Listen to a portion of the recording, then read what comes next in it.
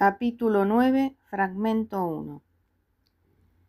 El 5 de mayo de 1821, en el momento en que el sol, que había reaparecido después de una horrorosa tormenta, se hundía en el mar, Napoleón I expiraba en Santa Elena pronunciando estas frases: Francia, ejército, Josefina.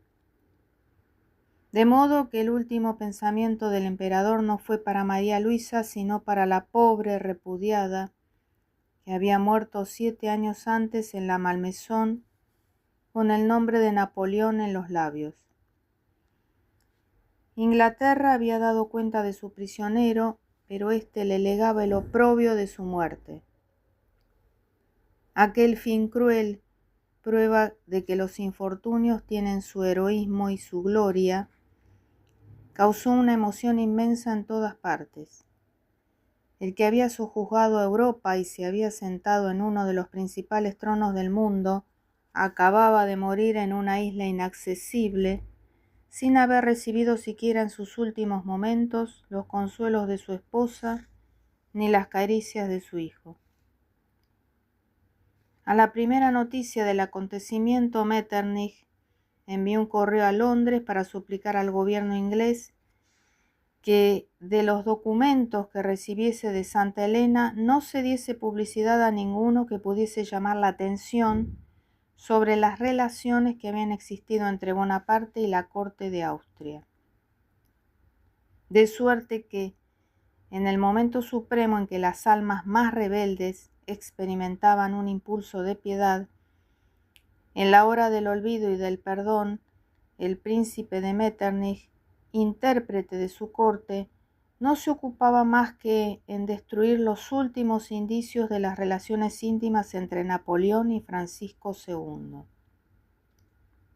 En cambio, Austria no mostró el mismo desdén por lo que toca al yerno del emperador cuando se trató de la fortuna que hubiese podido dejar. El 16 de julio, Metternich escribió al príncipe Esterházy, embajador de Austria en Londres, diciéndole que era posible que Napoleón hubiese tomado disposiciones testamentarias y que su testamento iba a ser enviado a Inglaterra, que si había dejado una gran fortuna convenía para los soberanos aliados y para la tranquilidad de Europa no dejarla en manos de individuos de su partido que pudieran hacer de ella un uso pernicioso. María Luisa, que se había enterado de la muerte de su esposo por la Gaceta de Piamonte, también se ocupó enseguida de la cuestión de la herencia y nombró apoderado suyo al conde Mauricio de Dieterstein para que la representase cerca del consejo que, bajo la presidencia del mismo Metternich, debía arreglar en Viena los asuntos relativos a la testamentaría de Napoleón.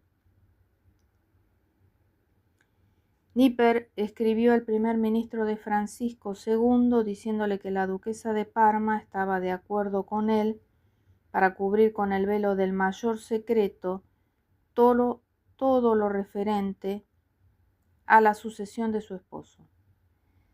La cuestión de los fondos dejados por el emperador le interesaba mucho.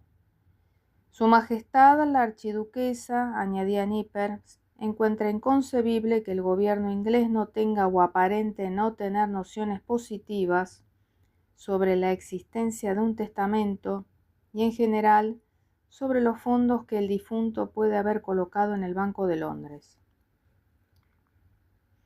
El emperador de Austria había confiado al capitán Foresti el encargo de anunciar al duque de Reichstag la muerte de Napoleón. Era el 22 de julio. Hacía 4 meses que el príncipe había cumplido 10 años. Hallábase por consiguiente en edad de comprender la trascendencia de semejante desgracia. Escogí la hora apacible de la tarde, escribió luego Foresti a Nipper, y vi verter más lágrimas de las que podían esperarse de un niño que apenas conoció a su padre.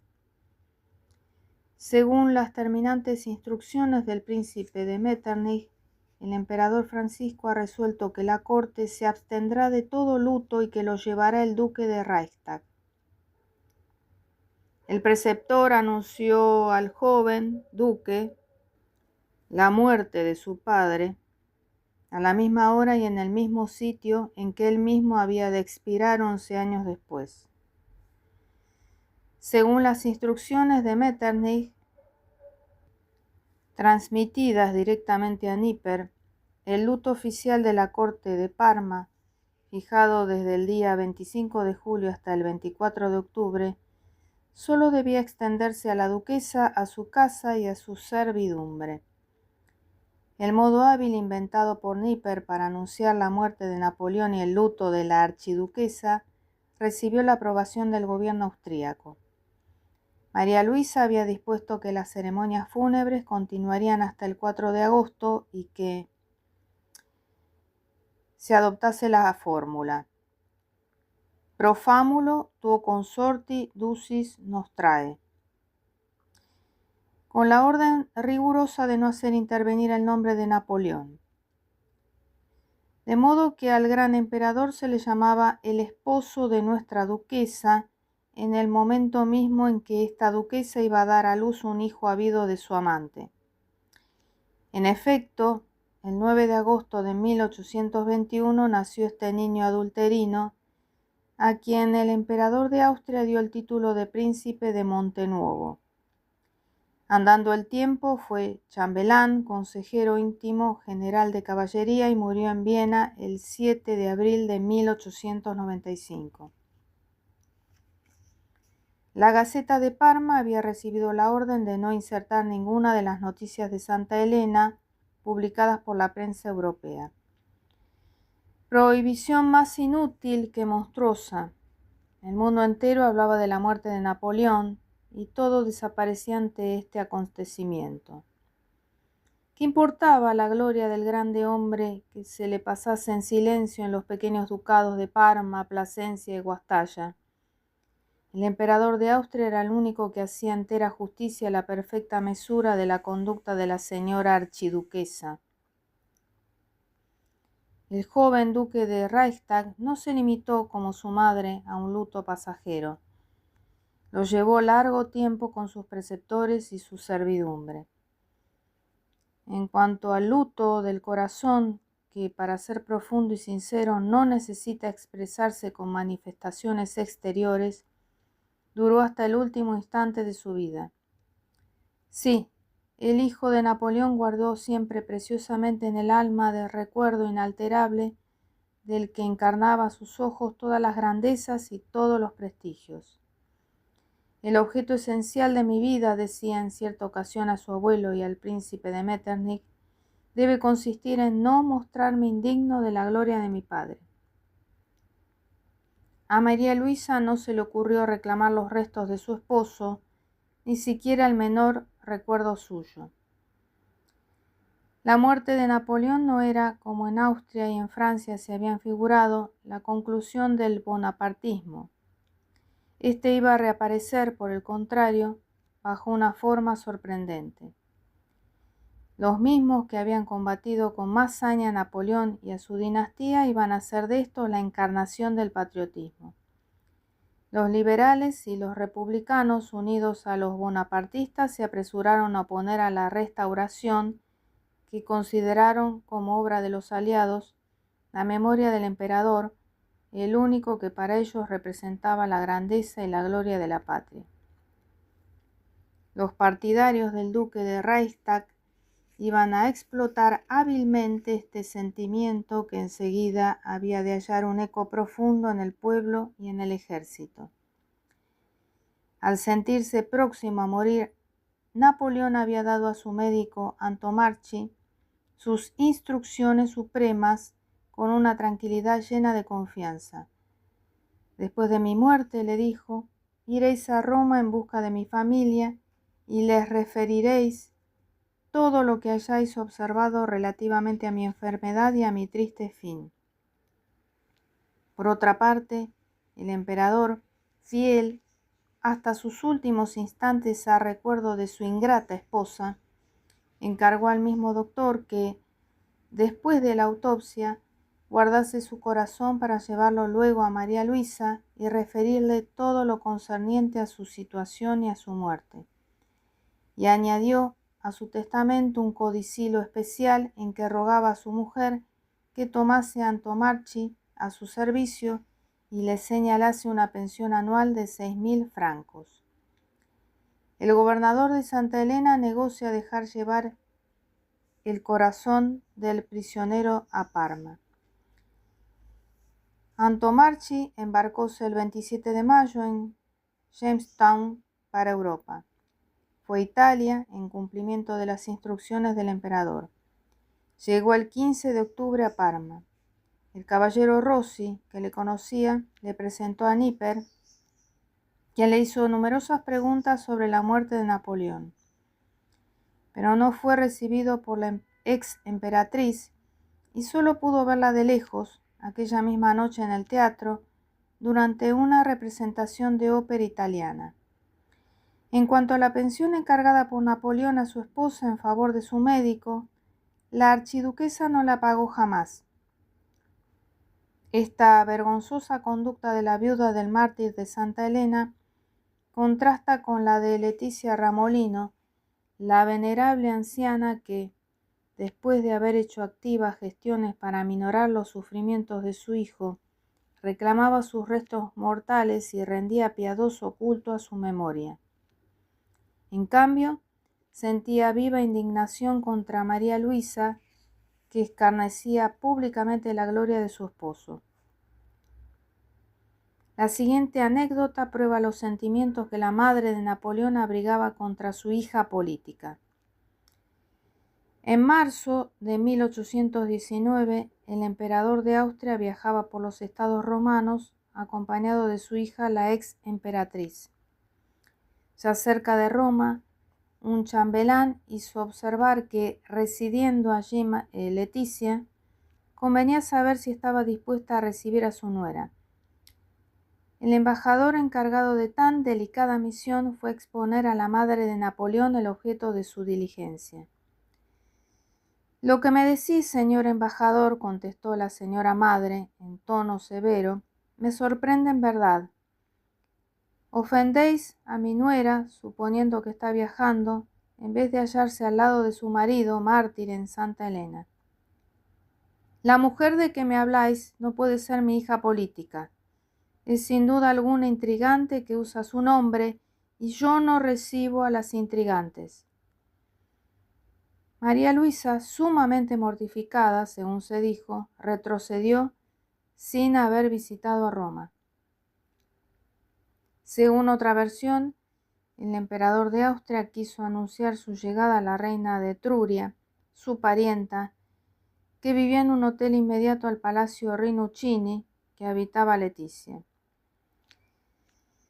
El ayudante de campo encargado de esta misiva, sin duda por haber sido mal informado, se hizo anunciar en casa de la suegra de María Luisa, diciéndole en alta voz: «Su Majestad el Emperador de Austria, mi señor». A estas palabras, Leticia se levantó altivamente e interrumpió al oficial en estos términos: «Id, caballeros, a decir al emperador de Austria, vuestro amo, que no hay nada de común entre él y la madre del emperador Napoleón». Según el barón Larrey, Madama recordaba que el emperador Francisco había consentido en firmar un acta declarando que la archiduquesa, sin nombrarla, había tenido un hijo varón al que se había asignado un rango, escudo de armas y un nombre de familia. «En verdad parece que», exclamó Madama, después de haber juzgado dicha acta, «en harto vengado de la casa de Austria. Nunca me hubiera imaginado que al dar María Luisa a mi hijo, se había creído hacer de ella no su esposa, sino su amante. Mi nieto», decía en otra ocasión, «no llevará nunca ningún nombre tan hermoso como el de su padre. El título de duque de Reichstag es sordo. El de Napoleón Bonaparte repercutirá siempre en los confines del mundo y los ecos de Francia no dejarán de repetirlo». Después de su inútil viaje a Parma, Antomarchi fue a Roma, donde vio a la princesa Paulina y a la madre de Napoleón. La emoción de Leticia fue grande. El doctor no pudo confiarle desde luego más que una parte de los acontecimientos de que había sido testigo. En otra visita osó decir más, pero a cada instante era interrumpido por los sollozos de la anciana. La infortunada madre se enjugaba luego las lágrimas y volvía a sus preguntas. Era una lucha entre el valor y la pena, escribió el doctor. Jamás hubo desgarramiento más cruel. Algunos meses después de la muerte de Napoleón, un día de septiembre, los miembros de la familia Bonaparte, reunidos en Roma, fueron convocados en casa de su venerable abuela. Vestida de riguroso luto, como todos los demás, y gravemente sentada en un sillón, en medio de una sala, Leticia hizo señas a sus hijos para que abriesen la puerta de una habitación inmediata y entraron silenciosamente en ella a fin de ver lo que había. Entraron y volvieron a salir en silencio, algunos con lágrimas en los ojos y todos con la expresión de una profunda tristeza, para rodear de nuevo a la noble anciana. Un coronel del antiguo ejército de Italia, testigo de aquella escena muda con uno de los jóvenes príncipes de la familia Bonaparte, manifestó una gran curiosidad que fue notada por Leticia. Entonces ésta se levantó, tomó al coronel por la mano y le abrió la puerta de la habitación de donde acababan de salir sus hijos. El veterano se encontró en presencia de un busto del rey de Roma, traído de Santa Elena y legado por el emperador a su madre, que lo había hecho colocar en la oscuridad entre dos hachones. Después de un rato de silenciosa contemplación, el coronel salió con los ojos inundados de lágrimas. El 26 de septiembre, María Luisa, a quien seguía preocupando la herencia de Napoleón, rogó al señor Bombels que se enterase de si podía reivindicar para su hijo la finca de San Martino, comprada por el emperador en 1814 en la isla de Elba. Por otra parte, hizo buscar el testamento de su marido, que ella suponía en poder de algún individuo de la familia Bonaparte. El 4 de diciembre, el gabinete austríaco supo por el barón de Vincennes, embajador de Austria en París, que Napoleón había dejado en 1815 4 o 5 millones depositados en casa del banquero Lafitte. Este no quería entregarlos a los albaceas del emperador por no considerarse suficientemente autorizado para ello. Máxime habiendo por medio un testamento otorgado por persona privada de sus derechos civiles. Nipper rogó a Metternich, en nombre de la duquesa de Parma, que tomase las medidas necesarias para impedir la pérdida del depósito que correspondía a su hijo. María Luisa suplicó, además, al canciller que se opusiese a la entrega de los legados hechos por Napoleón a sus albaceas y a otras personas. Montholon, Bertrand y Marchand, los albaceas del emperador, demandaron judicialmente a Lafitte. El tribunal aceptó el ofrecimiento del banquero de depositar el capital y los intereses en la caja de consignaciones, y los demandantes aceptaron este fallo, que era a su juicio una transacción. Los árbitros acordaron además que se pagase al doctor Antomarchi una pensión provisional de 3.000 francos a cargo de los legatarios hasta que María Luisa se decidiera a cumplir la voluntad de su esposo. El gobierno de Viena reclamó con insistencia al de París, por conducto del barón de Vincennes, apoderado de María Luisa, la parte de la herencia de Napoleón que correspondía al duque de Reichstadt. Semejante insistencia acabó por molestar a Chateaubriand, entonces ministro de Negocios Extranjeros, quien después de un detenido estudio de la cuestión contestó que, en virtud de la ley del 12 de enero de 1816, el testador se hallaba en estado de muerte civil y que por lo tanto no había podido disponer de su fortuna por vía testamentaria, y que el duque de Reichstag no podía ser considerado como heredero por cuanto dicha ley le negaba los derechos de tal. Pero Metternich volvió a insistir por conducto del barón de Vincennes, recordando que el emperador de Austria, abuelo y tutor natural del joven duque, se hallaba en la imposibilidad de tomar resolución alguna acerca de los derechos particulares de herencia de su nieto y de las últimas disposiciones de Napoleón Bonaparte, hasta saber si el testador había dejado bienes propios y disponibles, y qué bienes eran estos. Hacía falta obtener estas aclaraciones por conducto del Ministerio de Relaciones Extranjeras para que la tutela pudiese declararse con conocimiento de causa. Chateaubriand escribió al barón de Vincennes que ninguna persona unida a Napoleón por vínculos de sangre podía heredar ni poseer bienes en Francia, que la ley de 1816 hacía superflua toda renuncia a derechos anulados y destruía el motivo de los informes pedidos por el gobierno de Viena, y que la restauración había puesto en manos del rey de Francia los bienes de toda clase que el usurpador había podido adquirir. Las notas de Chateaubriand estaban redactadas en términos duros, pues se decía en ellas que las preguntas del gabinete austriaco eran indiscretas e insidiosas, y que para el gobierno del rey no había hijo de Napoleón ni tutor de este hijo. Austria no se dio por vencida y reprodujo sus reclamaciones en diferentes circunstancias hasta que María Luisa, que también había reclamado parte de la herencia de Napoleón, renunció 5 años después de la muerte de su hijo a sus derechos de heredera del difunto Napoleón Francisco Carlos José, duque de Reichstag, respecto a los bienes, muebles e inmuebles situados en Francia y que habían pertenecido al emperador Napoleón, su ilustre esposo.